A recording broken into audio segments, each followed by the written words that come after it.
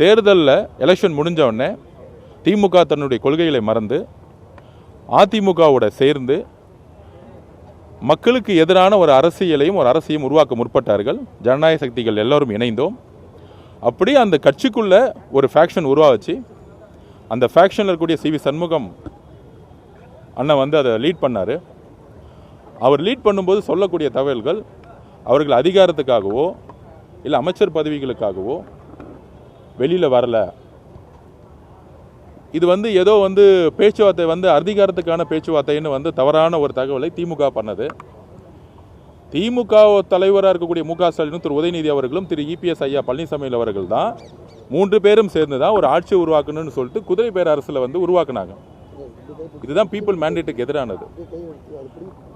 எங்ககிட்ட இந்த ஃபேக்ஷன்ஸ் புரட்சித் தலைவி அம்மா அவர்கள் புரட்சித் தலைவி எம்ஜிஆர் அவர்களுடைய கனவை நாங்கள் நிறைவேற்றணும். அதிமுக கட்சியை காப்பாற்றப்படணும். ஐயா இபிஎஸ் ஐயா பழனிசாமி அவர்கள் கட்சியை டெல்லியில் அடமானம் வச்சுட்டாங்க. நாங்கள் தொடர்ந்து 14-15 தேர்தலில் தோத்துட்டோம். அதிமுகவுடைய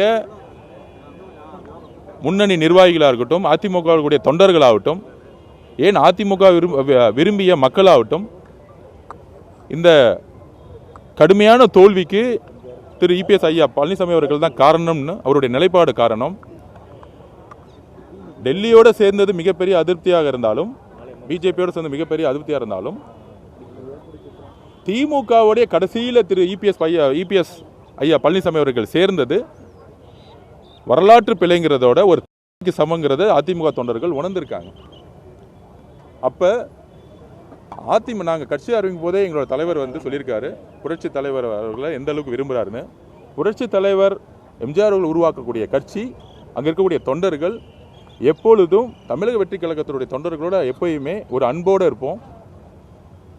அந்த கட்சிக்கு ஒரு பிரச்சனை நடக்கும் பொழுது எங்களோட நிலைப்பாடு ஆதரவோ இல்லை இதுக்குள்ளே பின்னாடி ஒரு ஒரு ஒரு அரசியல் காரணங்களோ கிடையாது. ஒரு இயற்கையாகவே ஒரு தோழமை உணர்வுடன், அண்ணன் தம்பி பாசத்துடன், நம்மளுடைய ஆதரவுங்கிற வார்த்தையோட அதிமுக கட்சிங்கிறது அம்மா உருவாக்கிய கட்சி, அம்மா பாதுகாத்த கட்சி. அதை ஒரு தோழமையுடன் தான் நாங்கள் பார்க்குறோமே தவிர மித்த திமுகவுடைய அதிமுகவுடைய பிரச்சாரம் மாதிரி இதில் எதுவும் கிடையாது. அந்தந்த சட்டமன்ற உறுப்பினர்கள் யாருக்கு சப்போர்ட் பண்ணுங்கிறது அவங்களுடைய உரிமை.